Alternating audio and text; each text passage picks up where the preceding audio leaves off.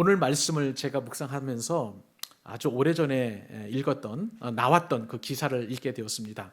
2012년 11월 달 한 일간지 기사에 실린 기사를 여러분들에게 한번 읽어드리도록 하겠습니다. 전북 경찰청 광역수사대는 인터넷 광고 사업으로 고수익을 보장한다고 속여 4만여 명으로부터 1,400억 원대를 모은 사기 혐의로 송모 씨를 구속하고 이모 목사 등 11명을 불구속 기소했다.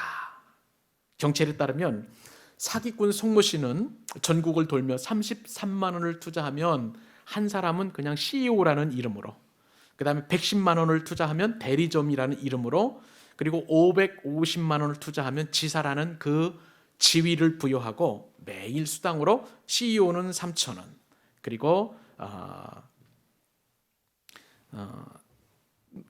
대리점은 5천 원, 그리고 지사는 1만 원씩으로 평생 지급하겠다고 투자자를 모았다. 그런데 이 일에 가장 앞장선 사람은 경제 사정이 어려운 개척교회 목사 등 목회자 2천여 명과 그리고 목사의 권유를 받은 3만여 명 정도가 투자한 것으로 밝혀졌다. 특히 목사 중 1,100여 명은 공짜로 대리점 주의를 얻었고 이로 말미암아 매일 1만 원씩 그 돈을 챙기게 되었고, 또 신입 회원을 소개해 주는 대가로 투자금의 20%를 수당으로 챙겼다. 여러분, 이 뉴스를 보시면서 여러분들은 어떤 생각을 하시게 되셨습니까? 우리 목회자라면 하나님의 말씀을 전하는 사람들이잖아요. 하나님의 말씀을 전하고 목양을 해야 하는 이 목회자가 피라미드 금융 사기에 연루된 것은 정말 유감이 아닐 수 없다고 생각을 합니다. 그날 일간지 기자가 기사를 썼는데 이런 기사가 제 마음을 조금 아프게 했어요. 한국 교회는 이번 일이 벌어진 데 대해 깊이 회개하고 앞으로 교회 안에서 이와 비슷한 일이 벌어지지 않도록 대책을 마련해야 한다. 그렇게 충고를 하게 되었습니다. 그리고 더 이제 뒤에 내용이 저의 마음을 아프게 했는데, 개척교회 목사들은 목회 활동과 생활이 어려울수록 무릎 꿇고 기도하면서 전적으로 하나님께 매달리기 바란다. 그러면서 목회적인 충고를 아끼지 않았습니다. 여러분, 제가 이 설교 서두에서 이 기사를 언급한 그 이유는요, 오늘 본문에서 주님께서 행하신 그 행적 때문에 그렇습니다. 예수님께서 오늘 본문에서 우리가 늘 이제 매 주일마다 주일 말씀 묵상해 가면서 예수님의 행적을 우리가 살펴보고 있잖아요. 예수님께서는 지금 십자가를 지시기 위해서 예루살렘 성에 입성을 하셨습니다. 종료주일에 수많은 사람들이 자기 옷을 벗어서 길거리에 깔고 그 다음에 종려나무가지를 들고 호산나 이제 우리를 구원하옵소서, 그렇게 큰 무리가 외치는 것을 이렇게 소리를 들으면서 예수님께서는 어린 나귀 새끼에 오르셔서 그렇게 예루살렘 성에 입성을 하시게 되었습니다. 그런데 예수님께서 이처럼 이제 예루살렘 안에 있는 성전 안으로까지 들어가시게 되었는데, 성전은 어떻게 변했냐면요, 장사꾼의 소굴로 변하게 되었습니다. 그곳에서 어떤 일이 벌어졌냐, 하나님을 예배하는 것이 아니라 돈을 받고 환전상들이 막 널브러져 있고요, 그 다음에 또 그곳에서는 비둘기 파는 사람들이 앉아서 비둘기를 팔기도 하고 또 짐승들을 팔기도 하는 그런 일이 이루어졌다는 거예요. 그래서 환전상들의 그 상을 뒤집어 엎고 그 다음에 짐승을 파는 사람들 의자를 둘러엎는 그러한 과격한 행동을 주님께서 벌이셨습니다. 그런 다음에 주님은 내 집은 만민이 기도하는 집이다, 그렇게 말씀하셨습니다. 하나님을 인격적으로 만나고 제사 드리는 장소여야 함에도 불구하고 우리 주님께서는 죄로 오염된 그러한 성전을 뒤집어 엎어서 청결하게 하신 것입니다. 그래서 성경학자들은 오늘 이 사건을 통해서 성전 청결이라는 그러한 이름을 붙여서 이 사건을 언급을 합니다. 그런데 이 사건이요, 너무나 중요한 사건이에요. 얼마나 중요한지 오늘 본문이 기록되어 있는 이 마태복음 21장뿐만 아니라 마가복음 11장에도 그리고 누가복음 19장에도 요한복음 2장에도 이 성전 청결 사건이 다 기록되어 있습니다. 그만큼 이 성전 청결 사건은 굉장히 중요한 사건이라고 할 수가 있겠어요. 성전 전체 안에, 성경 전체 안에서 성전 안에서의 이 매매 행위를 철저하게 금지하시는 뜻이 이 사도복음서의 기록을 통해서 우리에게 말씀해 주시는 것이라고 할 수가 있겠습니다. 저는요, 오늘 이 본문을 묵상하기 전까지 교회 안에서 좀 선한 목적을 가지고 여러 가지 거래하는 것에 대하여 그렇게 별다른 생각이 없었어요. 뭐 그럴 수도 있다라고 생각을 했죠. 가령 예를 들면 선교비 마련을 위해서 우리가 가끔씩 바제를 할 수 있잖아요. 그리고 어려운 농어촌 교회를 섬기기 위해서 이제 농어촌 교회의 어떤 농산물들을 가져다가 이렇게 그분들을 돕는 목적으로 이렇게 우리가 나름대로 판매할 수 있는 그런 것에 대하여 크게 걱정하지 않고 그렇게 생각을 두지 않았습니다. 그런데 아무리 선한 목적이라고 할지라도 예수님이 과연 이러한 것을 기뻐하실까 하는 그런 어떤 것을 생각을 해보니까 제가 깊은 고민을 하게 되었어요. 그래서 이 문제에 대한 결론은 설교 마무리에 제가 결론을 말씀을 드리도록 하겠습니다. 오늘 주님께서는요, 예수님 그 십자가를 향해서 계속해서 나아가시면서 한 가지 하신 일이 있어요. 마음에 작정하신 것이 있어요. 성전을 회복하기 원하셨다는 것입니다. 예수님께서는 예루살렘 성에 입성하셔서 이제 고난을 향해서 나아가시면서 여러 가지 기적도 일으키시고 말씀도 하시고 의미 있는 그러한 말씀과 그 다음에 또 행적을 보여주시지만 가장 먼저 고난 주간 하신 이 사역이 성전 척결이라는 것은 굉장히 우리에게 중요한 의미가 있다는 거예요. 예수님 시대의 성전의 역할과 그리고 그 기능은 현대에 이르러서는 교회로 이렇게 대부분 계승이 되었고요. 무엇보다도 성전은 이러한 교회 건물이 아니라 우리 한 사람 한 사람, 예수 믿는 사람들을 성전이라고 그렇게 우리에게 말씀하십니다. 성경은요, 고린도전서 3장 16절 말씀에 교회를 이렇게 정의합니다. 성전을 이렇게 정의하죠. 너희는 너희가 하나님의 무엇인 것과 성전. 우리가 하나님의 성전이라는 거예요. 우리가 바로 교회잖아요. 우리 광교사랑교회 모든 교우들은 건물이 교회가 아니라는 거 너무나 잘 알고 있어요. 예수님을 믿는 우리가 하나님의 성전인 것과 하나님의 성령이 우리 교회 안에 저와 여러분 안에 계시는 것을 너희가 알지 못하느냐, 이렇게 말씀하시는 거예요. 그렇다면 이 성전 청결 사건은 우리 광교 사랑의 교회뿐만 아니라 나 개인을 향한 주님이 주시는 위대한 말씀이라는 것을 오늘 말씀을 통해서 우리가 깨닫게 되는 거예요. 주님은 이 십자가 사건을 통해서 그리고 이 성전 청결 사건을 통해서 우리 광교 사랑의 교회가 더 청결해지기를 원합니다. 우리 개인이 청결해지기를 주님께서는 강렬하게 원하신다는 사실이에요. 여러분, 이 성전 청결을 통해서 우리에게 거룩하게 그리고 교회의 본질과 성전의 본질을 회복하기 원하시는 예수님의 뜻을 깨달을 수 있기를 바랍니다. 그렇다면 어떻게 하면 우리가 내 자신뿐만 아니라 우리 교회를 청결하게 할 수 있을까? 오늘 말씀을 통해서 우리가 세 가지 그 방법을 알 수 있을 텐데, 제일 첫 번째 성경적인 그런 성전 청결의 원리는 무엇이냐면요, 죄를 둘러 엎어야 된다는 거예요.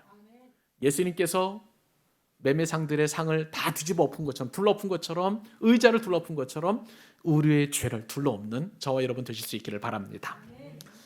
지난주에 제 아내와 함께 야트막한 산에 올라가게 되었습니다. 근데 그 야트막한 산 오솔길 곳곳에 무엇이 있었냐면요, 돌탑이 쌓여 있었어요. 어떤 데는 한 6개 정도 쌓아놓기도 하고, 어떤 데는 한 수십 개 쌓아놓기도 하고, 이렇게 많이 이렇게 수북수북 쌓아놨더라고요. 그러면서 제 아내가 저한테 그런 얘기를 해요. 저의 돌에 정성을 들이는 것보다도 돌을 만드시 하나님께 좀 마음을 집중했으면 좋겠다. 저는 왜 그 마음이 제 마음에 와닿는지 공감을 하게 되었어요. 세상 사람들은요, 돌 하나하나에 자신의 소원을 담아가지고 정성스럽게 돌탑을 쌓습니다. 우리는 그것을 보고 참 부질없는 짓이다 알잖아요. 돌에 아무런 능력도 없고 효험도 없는데 왜 저 사람들은 저렇게 돌에 정성을 담아가지고 자신들의 간절한 염원을 담아서 돌탑을 쌓을까? 저것은 바로 우상 숭배가 아닌가 하는 그런 마음을 우리가 갖게 되는 것이죠. 그런데요, 우리는 그렇게 눈에 보이는 우상에 대하여 정죄를 하지만 정작 우리에게 있는 눈에 보이지 않는 우상은 우리는 보지 못하고 있다는 것이 오늘 말씀을 통해서 제가 깊이 깨달은 교훈이에요. 예수님께서는 성전에 들어가셔서 그것을 보신 거예요. 하나님을 사랑하는 믿음의 백성들이라 하면서도 눈에 보이지 않는 그 우상을 섬기는 그 사람들의 모습을 보시고 주님께서는 아주 분노하셨습니다. 오늘 말씀 12절 말씀 같이 한번 다시 읽어보기를 원합니다. 시작. 예수께서 성전에 들어가사 성전 안에서 매매하는 모든 사람들을 내쫓으시며 또 본받는 사람들의 상과 비둘기 파는 사람들의 의자를 둘러 엎으시고. 여러분, 오늘 말씀을 잘 생각을 해보면 우리가 알던 예수님과 좀 달라요. 우리가 아는 예수님 어떤 분이세요? 자비하신 분이십니다. 온유하신 분이시잖아요. 그리고 겸손하신 주님이십니다. 단 한 번도 성경에서 혈기를 부렸다는 내용이 하나도 없어요. 근데 오늘 본문 말씀에 보니까 오늘 본문 말씀을 보니까 좀 달라요. 심지어 예수님이 어떤 분이셨습니까? 바리새인들과 서기관들이 예수님을 죽일 음모를 꾸몄음에도 불구하고 그들에 대하여 단 한 번도 폭력으로 저항하신 적이 없으십니다. 그런데 예수님은 성전에서 매매하는 자들을 쫓아내시고 그리고 비둘기, 재물 파는 사람들을 왜 의자를 둘러 엎으신 거예요. 아주 과격한 그리고 가장 거친 모습을 우리가 생전에 알지 못했던 그런 예수님의 모습을 오늘 본문에서 보여주고 계시는 것입니다. 원래는요, 이 성전에서 하나님께 바칠 그런 돈을 바꾸거나 그리고 재물을 매매하는 것은 선한 목적으로 그리고 예배자들을 배려하는 마음으로 이렇게 좋은 목적에서 시작이 되게 되었습니다. 여러분, 그 구약 시대의 그 예배자들은요, 멀리서부터 와가지고 예루살렘 성에 와서 예배를 드려야 됐었어요. 여러분 기억하시죠? 그래서 이스라엘 전역에 흩어져 있는 그 예배자들이 예루살렘 성전에 오면 며칠을 걸어야 됩니다. 그리고 또 외국에 흩어져 사는 그런 이방인 그리스도인들도 있잖아요.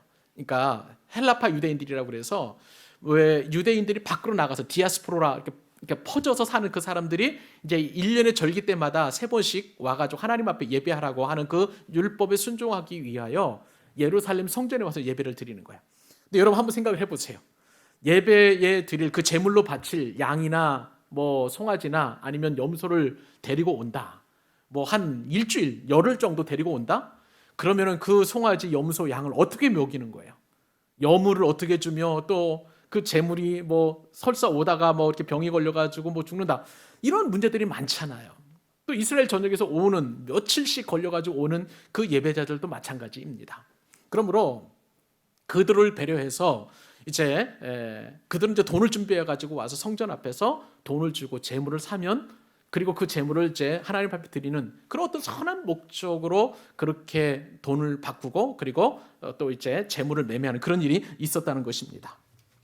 근데 이렇게 돈을 가지고 오는 이 상황을 이용해서 또 돈을 버는 그런 사람들이 있었다는 거예요.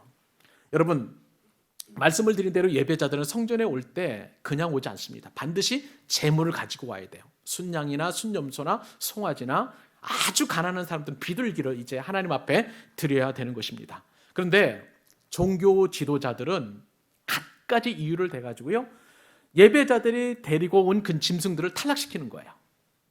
그리고 이 종교 지도자들과 결탁한 이 재물을 파는 사람들과 결부해가지고요, 그들에게 산 값비싼 양을 재물로 삼아서 하나님께 드리라고 그렇게 가르치고 또 그 재물만 받았다는 거예요. 더군다나 외국에서 온 그 헬라파 유대인들에게는요, 몇 배나 비싼 그러한 재물 값을 받았습니다. 그러니 이렇게 해가지고 버는 돈이 엄청났던 거예요. 폭리를 취하고 장사꾼들과 종교 지도자들, 그러니까 대제사장들이나 혹은 제사를 돕는 그 레위인들, 뭐 그런 사람들에게는 뭐 아주 돈을 많이 버는 그러한 일이 되었던 것이죠. 심지어는요, 가난한 사람들이 바치는 재물, 비둘기가 한 마리에 뭐 보통 예를 들어서 우리가 300원 내지 400원이라면 이 사람들은 이제 돈을 붙이는데 얼마나만큼 많은 돈을 붙이냐면 3,000원 내지 4,000원, 10배나 뭐 20배 정도 뛰어온 그 값을 가져다가 그렇게 이제 가난한 사람들에게 파는 거예요. 그러니까 이 사람들은요, 울며 겨자 먹기로 그렇게 이제 재물을 사가지고 하나님 앞에 제사를 드려야 되는 그런 상황이 전개가 되었던 것입니다. 더군다나 이들의 만행은 여기서 끝나지 않았어요. 예수님 당시에 유대인은 1년에 한 번 성전세를 내게 되는데 반세겔이라는 거 여러분 아시죠? 반세겔을 다 내야 합니다. 이 성전세를 내는 사람들은 일단 여자는 제외하고 어린아이 제외하고 종은 제외가 됩니다. 그러니까 뭐 성인 그 다음에 청년, 장년, 노년에 이르기까지 모든 남자들이 다 이렇게 바쳐야 되는데, 심지어는요, 빌어먹고 사는 사람도 성전세를 반드시 내야 해요. 빌어먹고 사는 사람이 이제 겉옷을 가지고 있다면 그 겉옷을 팔아서라도 그렇게 바쳐야 하도록 그렇게 종교 지도자들은 강요를 하게 되었고요. 놀랍게도 성전세는 할부가 안 됩니다. 완납을 해야 돼, 한 번에. 그러니까 정말 유대인들의 입장에서 보면 하나님 앞에 한 번 예배 드리는데 이렇게 어렵고 또 성전세를 내는 것도 참 쉽지 않은 그런 일들이 있었던 것이죠. 더군다나 성전세를 바칠 때요, 로마 돈으로 성전세를 바치면 안 됩니다. 왜냐하면 로마 이 동전에는 로마 황제의 얼굴이 새겨져 있어요. 그러므로 이방인의 왕이 하나님 앞에 드려지면 안 된다. 그건 우상 숭배라고 그렇게 가르치면서 절대 받지를 않았어요. 그러면 어떻게 됩니까? 로마 그때 당시 제국의 그 이제 지배를 받았기 때문에 누구나 다 로마 화폐를 이렇게 썼잖아요. 그런데 하나님 앞에 성전세를 드리기 위해서는 반드시 환전을 해야 되는 거야.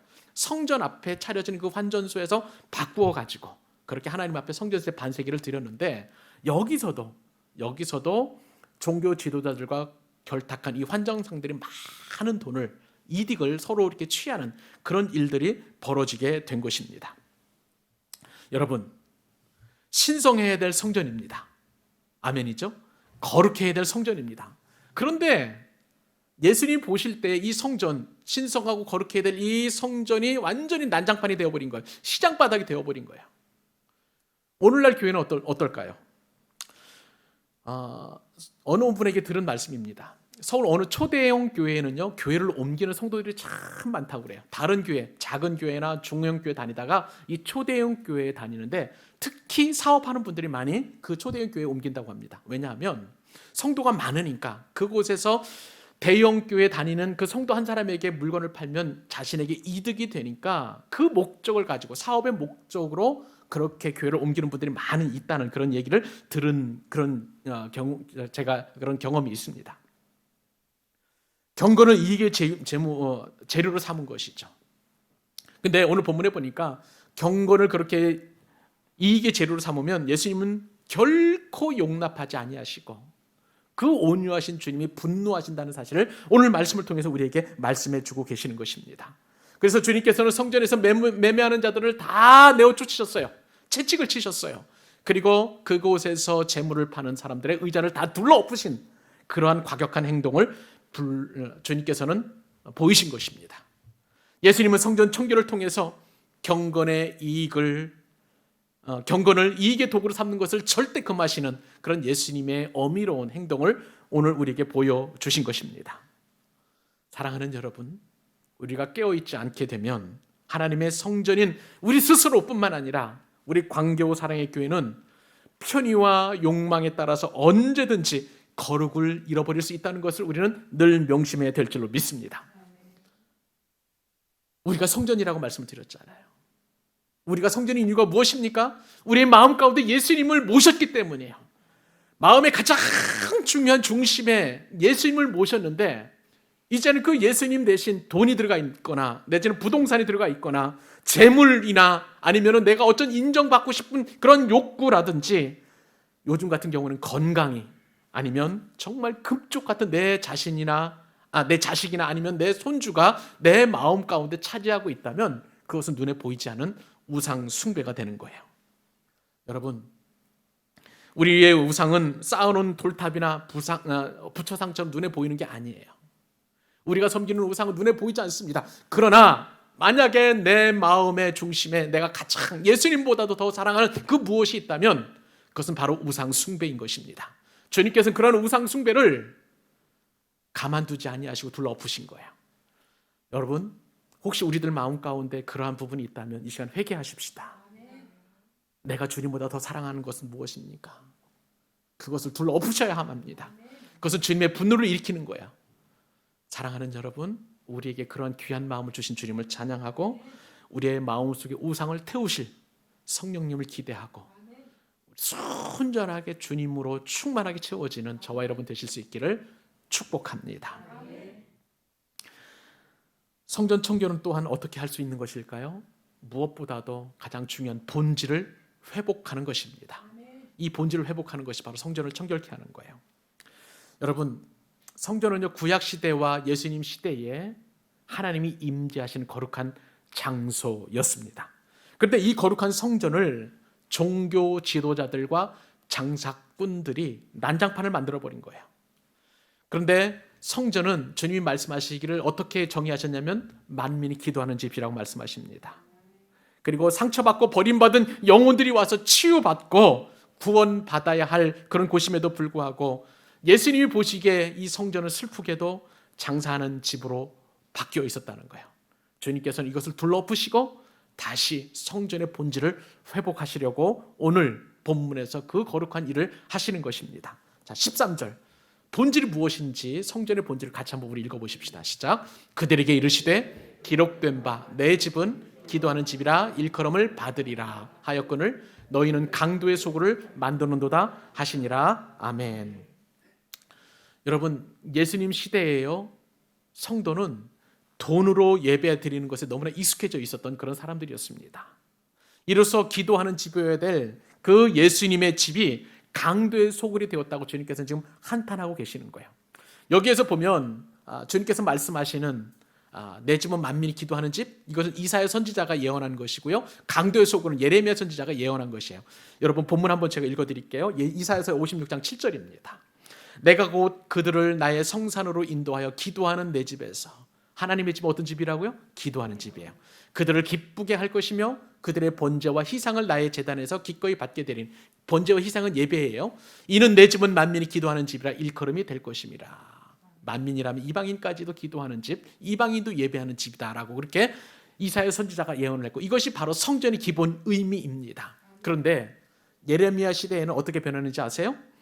예레미야서 7장 11절, 이 거룩한 성전이 내 이름으로 일컬음을 받는 이 집이 너희 눈에는 도둑의 소굴로 보이느냐? 보라, 나 곧 내가 그것을 보았노라. 여호와의 말씀이니라. 기도하는 집, 예배하는 집이 지금 강도의 소굴, 도둑의 소굴로 바뀌었다라고 주님께서 말씀하시고, 이 이사야 선지자와 예레미야 선지자가 한 그 예언이 지금 예수님 시대의 성전에도 그대로 이루어지고 있음을 주님께서 말씀하고 계시는 거예요. 여러분, 성전은 하나님의 집입니다. 그 하나님의 집에서 이스라엘 백성들과 하나님이 만나는 예배의 장소였고 기도하는 장소가 되어야 함에도 불구하고 예수님이 보신 성전은, 예수님이 보신 그 예수님의 집은 강도의 소굴이요, 도둑의 소굴이 되었다는 것입니다. 왜요? 대제사장들과 그리고 장사꾼들이 결탁을 해가지고 사람들을 다 내쫓았어요. 진정한 예배자들을 다 내쫓고 돈 바꾸는 그런 시장판을 만들어 놓았으니까 주님이 보시기엔 이것은 강도의 소굴이에요. 도둑의 소굴이 되어버리고 말았던 것입니다. 여러분, 이 성전의 타락은 과거에도 있었어요. 예레미야 시대, 그리고 예수님 시대에도, 종교개혁의 시대에도 그렇게 성전의 타락, 교회의 타락이 있었습니다. 그렇다면 여러분, 오늘 우리가 사는 우리 시대 교회의 타락은 없는 것일까요? 오늘날의 교회는 강도의 소굴이나 도둑의 소굴이 안 되었을까요? 일주일 동안 별짓 다 하고 교회에 와서 예배를 드린다, 그것은 강도의 소굴이라고 할 수가 있는 것입니다. 또한 100억 원을 탈세를 하고 11조를 하나님 앞에 드린다고 해서 10억 원을 교회에 헌금한다면 그것이야말로 강도의 소굴이요, 도둑의 소굴이라고 할 수가 있는 거예요. 그런데요, 제가 이것보다 더 충격을 받은 것이 금주에 있었습니다. 금주에 여러분들 여러 가지 뉴스를 보았는데 제가 신문을 보면서 깜짝 놀란 것이 한 사건이 있었어요. 지금도 그 사건을 제가 보면서 지금도 교회는 여전히 강도의 소굴이, 도둑의 소굴이 되고 있다는 것을 제가 직감을 하게 되었습니다. 혹시 여러분 이 기사 보신 적 있는지 모르겠어요. 한국 최대의 사모펀드 운용회사가 라임 자산 운용사라는 그런 어떤 그 회사가 있었습니다. 그런데 이 라임 회사가 무려 1조 7천억 원이나 되는 엄청난 돈을 사기를 쳐가지고 여기에 투자한 수많은 사람들의 그 돈을 다 이렇게 빼앗아 간 거예요. 언론이 이 사건을 평가하기를 단군 이래 최대의 금융 사기 사건이다, 그렇게 명명을 해놓았습니다.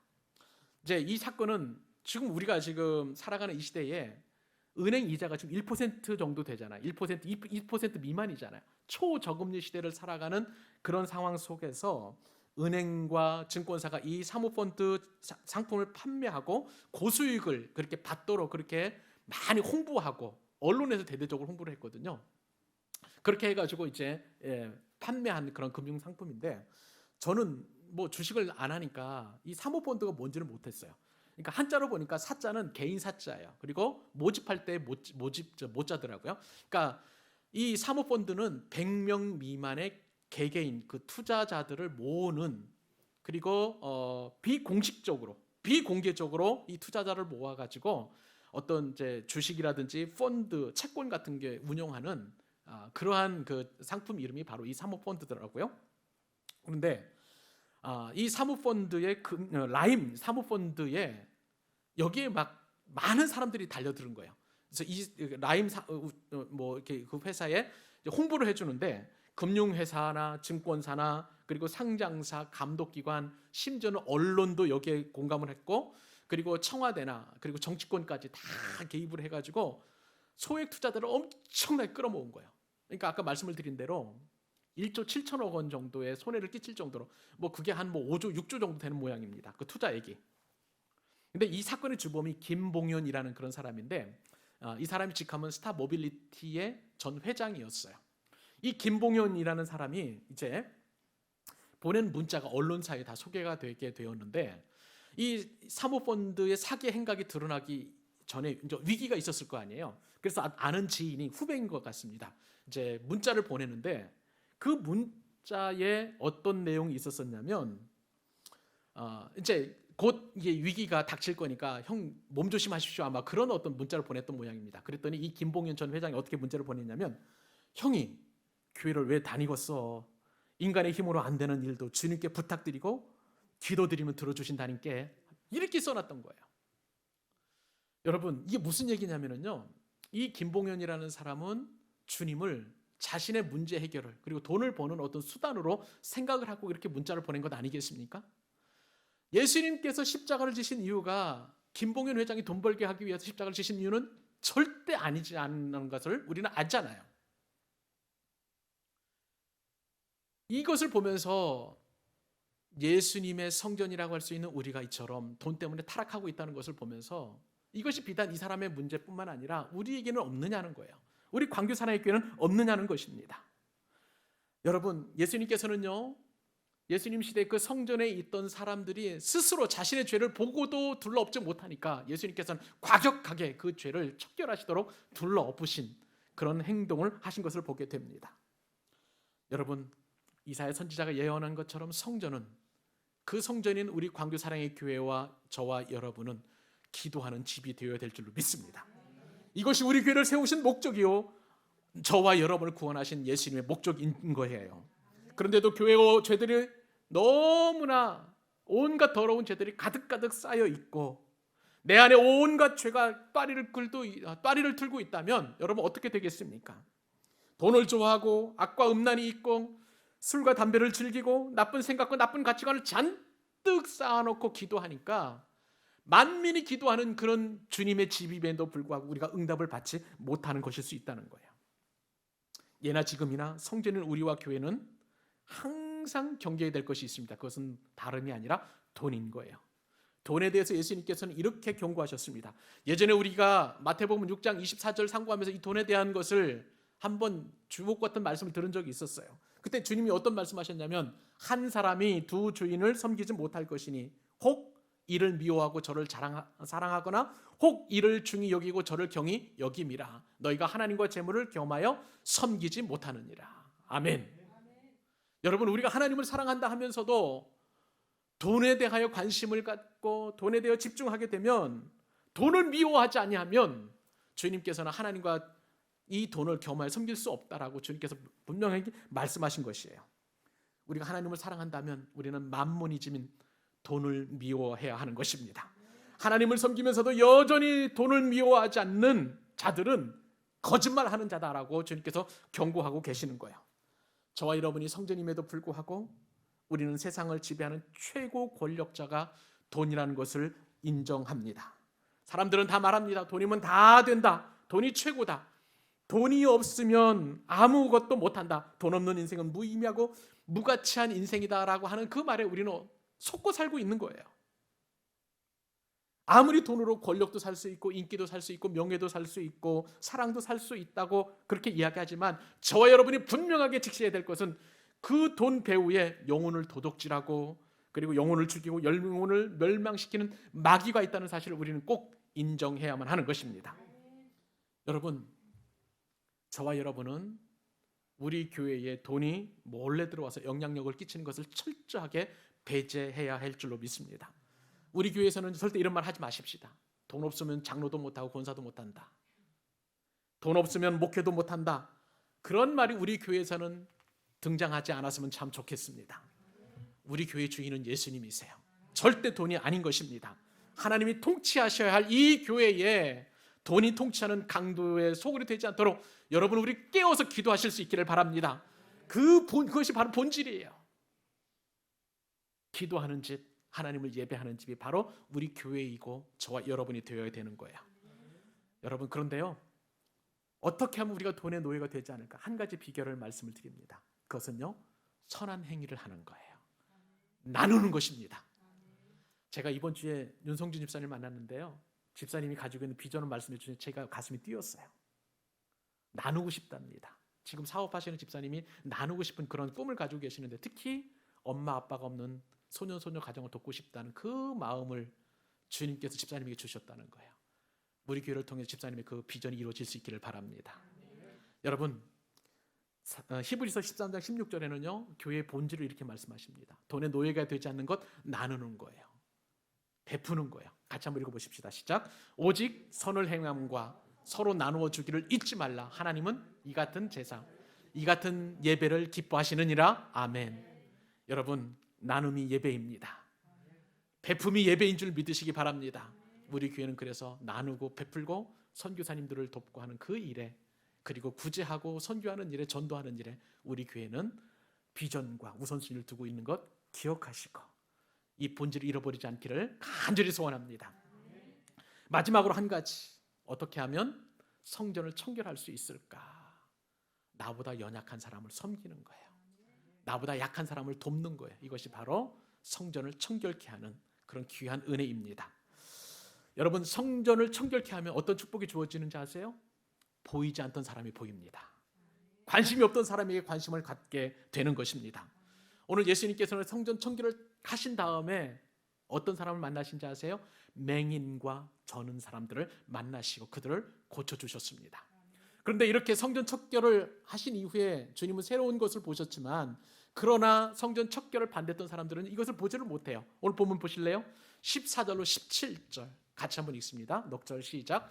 맹인과 저는 자들이 성전에서 예수께 나오매 고쳐주시니 대제사장들과 서기관들이 예수께서 하시는 이상한 일과 또 성전에서 소리질러 호산나 다윗의 자손이여 하는 어린이들을 보고 노하여 예수께 말하되 그들이 하는 말을 듣느냐? 예수께서 이르시되 그렇다. 어린 아기와 젖먹이들의 입에서 나오는 찬미를 온전하게 하셨나이다 함을 너희가 읽어본 일이 없느냐 하시고 그들을 떠나 성 밖으로 베다니에 가서 거기서 유하시니라. 아멘. 저는요, 오늘 이 말씀을 읽으면서 우리 교회 비전을 떠올리게 되었습니다. 제가 광교 사랑의 교회를 개척할 때 주님 주신 말씀, 그 은혜가 너무 뜨겁고 너무 강렬해서 제가 우리 홈페이지, 교회 홈페이지 인사말에 그렇게 써놨는데요.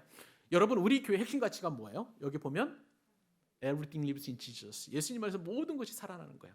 이 말씀의 배경이 된 게 에스겔서 47장과 요한복음 말씀인데요. 제가 예전에 그 뜨거웠던 그 감격으로 적었던 그 글을 다시 한번 여러분들에게 소개를 해드립니다. 홈페이지에 있습니다. 광교 사랑의 교회는 모든 것을 살리는 말씀의 능력에 기초를 두고 있습니다. 에스겔서 47장에 따르면 성전 문지방 밑에서 나온 물이 에스겔의 발목과 무릎, 허리를 넘어 헤엄칠 만한 물로 나아가 사람이 능히 건너지 못할 강이 되었습니다. 그리고 그 강은 죽은 바다로 흘러가 강 좌우편에 나무를 살리고 바다의 물이 되살아나게 하였습니다. 그 물은 예수님입니다. 예수님은 영원히 목마르지 않는 영생하도록 솟아나는 샘물입니다. 그 물은 모든 것을 살리시는 성령님이십니다. 광교 사랑의 교회는 모든 것을 살리시는 예수님의 능력과 성령님의 능력을 경험하게 하는 그런 교회가 되기를 소망합니다. 이것이 제가 우리 광교 사랑의 교회를 개척한 그런 목적인 거예요. 이 안에 계신 모든 예배자들, 저와 함께 예배하는 모든 분들도 이처럼 살리는 우리 광교 사랑의 교회의 놀라운 그 은혜에 동참하는 분들인 줄로 믿습니다. 그리고 이 마음으로요, 제가 어떤 분들을, 연약한 분들을 살려야 할지 조목조목 홈페이지에 그 영혼들을 기록해 놓았습니다. 죄로 인해 죽은 영혼을 살려야 합니다.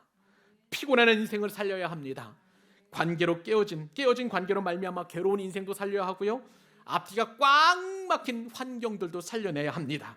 우리의 불안한 미래도 살려야 되고요, 병든 육체가 성수에서 솟아난 물이신 예수님으로 말미암아 살아나게 되는 기적을 우리 교회에서 경험하게 되어야 되는 거예요. 그리고 또한 제가 꿈꾸는 교회는 아둘람 굴에 있었던 다윗과 함께 했던 그런 사람들의 회복이에요. 다윗도 어려운 고난 가운데 있었지만요, 다윗보다 더 어려운 사람들이 다윗에게 몰려왔습니다. 다윗의 왕이 되기 전에 그 사람들은 환난당한 모든 자였습니다. 그 사람도 우리 교회에서 살아나야 될 줄로 믿습니다.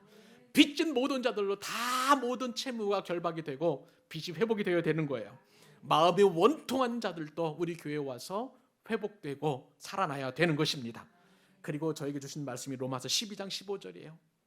우리와 함께 고난당하는 자, 지친 영혼들과 함께 울고 함께 우는 공동체가 우리 광교 사랑의 교회 꿈꾸는 그런 공동체인 것입니다. 여러분, 우리 교회에 들어오면 모든 것이 살아납니다. 살아나되 각종 먹을 과실로 자라나서 잎이 시들지 않고 열매가 끊이지 않고 매 달마다 맺혀서 새 열매를 맺는 복된 교회는 바로 우리 교회가 꿈꾸는 교회여야 하는 것입니다. 이렇게 연약한 자를 섬기는 꿈은 하나님께서 우리 교회에 주신 그런 꿈이고 놀라운 비전인데요, 우리가 매일매일 매 순간마다 성전을 청결하지 아니하고 저와 여러분이 마음을 청결케 하지 않으면 우리는 이 꿈을 하나님께서 걷어가실 거예요. 이런 비극적인 일이 일어나지 않기를 바랍니다. 오늘 본문에서 보니까 예수님께서 맹인과 정인한 자들을 다 고쳐주시니까요, 성전의 본질이 회복되었어요. 어떻게 회복되었습니까? 그 이후에 어린아이들이 찬양을 하는 거예요. 호산나 다윗의 자손이 하면서 많은 어린이들이 성전에서 난장판 같던 성전이 깨끗해지니까 찬송이 회복되었던 것입니다. 이것은 바로 예수님께서 성전의 본질을 회복시키신 거예요. 여러분, 학식이 있고 율법을 꿰뚫고 있는다는 그 대제사장들과 서기관들이 깨닫지 못한 영적 진리를 마음이 순수한 어린이들이 깨닫고 그렇게 주님을 찬송했던 것입니다. 그럼에도 불구하고 대제사장들과 서기관들은 예수님을 인정하지 않습니다. 성전을 청결케 하신 그 예수님의 행동과 그리고 시편 8편에 예언된 그 메시아 찬송인데요, 이 찬송에 대하여 그들은 분노하고 오히려 격하게 어린아이들을 꾸짖고 있는 것을 보게 됩니다. 이러한 그들을 향해서 예수님께서는 어린아이들이 부른 찬송이 온전하다, 온당하다라고 이렇게 말씀하시는 거예요. 말씀을 통해서 주님께서는 이것이 왜 온전한지를 그렇게 증거하십니다. 시편 8편 2절의 말씀에 따르면 이렇게 메시아 찬송이 예언되어 있습니다. 주의 대적으로 말미암아 어린아이들과 젖먹이들의 입으로 권능을 세우시며 이는 원수들과 보복자들을 잠잠하게 하려 하심이니이다. 어린아이들이 찬송하는 것을 보고 대제사장들과 서기관들은 분노했어요. 크게 소리 지르면서 그 찬송을 막았어요. 그러나 예수님께서는 그 찬송은 온당하다, 그렇게 인정하셨습니다. 성전이 청결해지면 이처럼 찬송이 물려나오고 하나님의 말씀이 이루어지는 역사를 경험하게 될 줄로 믿습니다. 여러분, 성전이 성전답게 변해도, 교회가 교회답게 변해도 예수님보다 돈을 더 사랑하면은요, 타락할 수밖에 없다는 것 우리가 명심해야만 하는 것입니다. 네, 제가 왜 이렇게 주님께서 격하게 평소 행하지 아니하시던 행동까지 보여가면서 성전 척결을 하셨음에도 불구하고 대제사장들과 서기관들은 그렇게 주님을 못 잡아먹어서 안달릴 정도로 그렇게 괴롭힐까? 왜 이렇게 주님께서 회개할 기회를 줬음에도 불구하고 저들은 회개하지 않을까? 더 돈을 사랑할까라는 그 궁금증이 있었습니다. 그런데 어떤 목사님 글을 읽게 되면서, 이분은 성지순례 전문가예요. 그 이유를 알게 되었어요. 여러분, 그 글에, 목사님 쓴 글에 이런 내용이 있었습니다. 현 예루살렘 그 시가지, 예루살렘 그 시 안에는요, 올드 시티라는 구시가지라는 그 섹터가 있습니다. 에리어가 이제 영역이 있는데, 근데 이 영역 안에는 참 재미있게도 내 종교를 가진 사람들이 나누어서 살고 있어요. 4분의 1이니까 쿼터라고 보통 얘기하죠. 그러니까 이 한 쿼터에는 유대인들이 삽니다. 또 다른 쿼터에는 알미니안들이 살고요. 또 다른 쿼터에는 아랍 그리스도인들이 살고요. 다른 쿼터에는 무슬림 아랍인들이 살아갑니다. 그 가운데 유대인 쿼터, 이쪽 이제 한 지역 유대인 쿼터인데, 여기를 일컬어서 유대인 지역 혹은 헤로디안 지역이라고 이렇게 부른다고 해요. 그런데 고고학자들이 이 지역을 발굴을 하게 되었는데, 예수님 당시의 유적과 유물들이 쏟아져 나왔습니다. 발굴학자들이 발굴을 해보니까 그 2000년 전에 예수님 시대에 이 지역에 살던 사람들은 대제사장들과 서기관들이었는데, 이 사람들은 얼마나 화려하게 살았는지, 사치를 부리며 살았는지, 보통 2000년 전임에도 불구하고 2층 내지 3층 정도의 집, 대골 같은 집을 살았다는 거예요. 그리고 그 대골에서 쓰는 그 생활용품들을 보니까 그때 당시에 다 외국에서 수입해온 사치품들이에요. 그리고 그쪽에 이제 건물 양식은 프레스코 양식이라든지 뭐 또 다른 어떤 독특한 건축 양식으로서 그때 당시 최신 유행하는 그런 양식이었다는 것입니다. 그러니까 한마디로 말하면 그때 당시 살았던 그 지역의 대제사장들과 서기관들, 이 종교 지도자들은요, 굉장히 많은 돈을 가지고 있었다는 거예요. 자, 근데 이들은 어떤 사람들이었느냐? 예수님 당시의 유대인들의 입법, 사법, 그다음에 종교, 그다음에 제사를 드릴 수 있는 권한까지, 성전에 관한 모든 권한 일체를 행사하니까 모든 권력이 그 안에 다 집중되었던 거예요. 여기서 그때 당시에 유대인들이 이처럼 권력을 누릴 수 있는 비결은 딱 하나입니다. 돈을 가지고 로마 군인들을 매수하는 거예요. 자, 그러면 이렇게 사치하고 로마 군인들에게 돈을 상납을 해가지고 그 권력을 살 수 있는 유일한 비결이 뭐냐면, 어떻게 해서든지 간에 돈을 버는 거예요.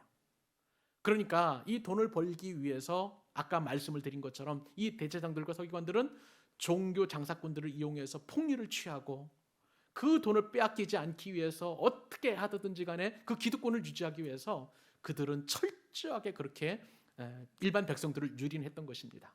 예수님께서는 그러한 모든 상황을 아시고, 그래서 그들의 돈줄을 막는 방법으로 성전을 청결하게 하신 거예요.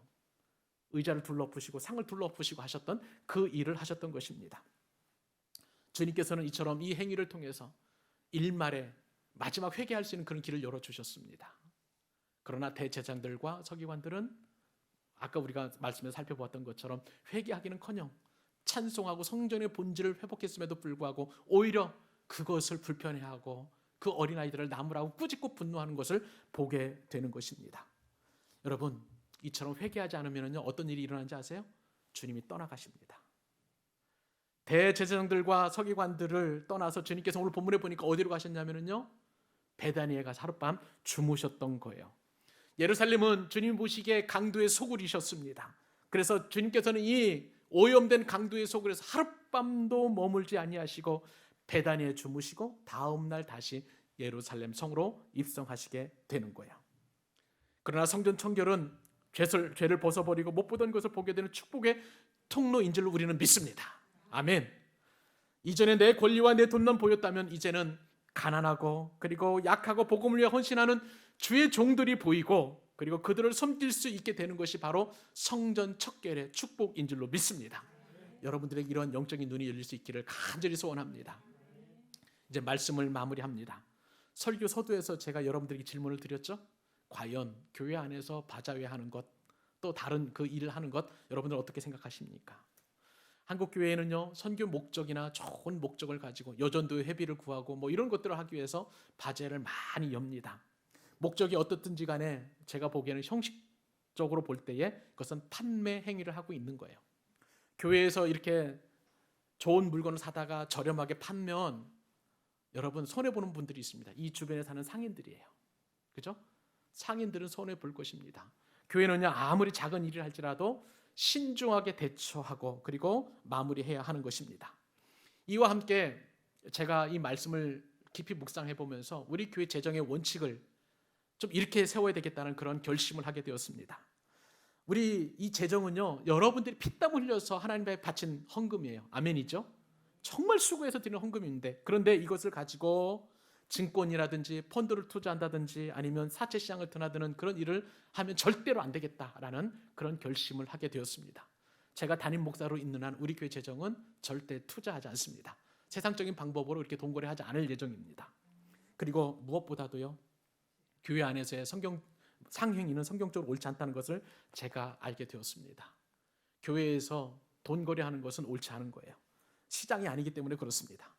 오늘 말씀에서 예수님께서 성전에서 물건을 사고 파는 이들을 쫓아내시고 환전하는 그 이들의 상과 의자를 둘러 엎으신 것을 보면서, 여러분, 주님께서는 참 성전의 본질, 예배의 본질, 기도의 본질 회복하시기를 원하신다는 주님의 간절한 마음을 제가 알게 되어서 우리 교회에서는 되도록이면 이 일을 안 했으면 참 좋겠다는 생각을 합니다. 이러한 선례가 있어요. 서울 광영교회는 절대 교회 안에서 바제 열지 않습니다. 저는 지금 처음에는 그것을 말씀을 들었음에도 불구하고 잘 이해를 못했지만 오늘 말씀을 읽으면서 그냥 형식적이 아니라 왜 주님께서 그렇게 분노하시면서 하셨는지를 깊이 이해하게 되니까 더 고결하고 더 성결하고 더 거룩한 일을 위하여 그런 일은 우리가 하지 않으면 참 좋겠다. 만약에 선교비가 더 필요하면 우리가 더 기도하고 우리가 더 십시일반으로 우리가 더 자원하는 어떤 헌금을 드리고 하면 좋겠다는 생각을 해보게 됩니다. 또 다른 방편과 방법을 주님께서 만들어 주실 거예요. 그것을 신뢰하고 우리는 더 거룩한 성전을 청결케 하는 그 일에 저와 여러분이 전념하는 그런 은혜를 누릴 수 있기를 원합니다. 기도하겠습니다.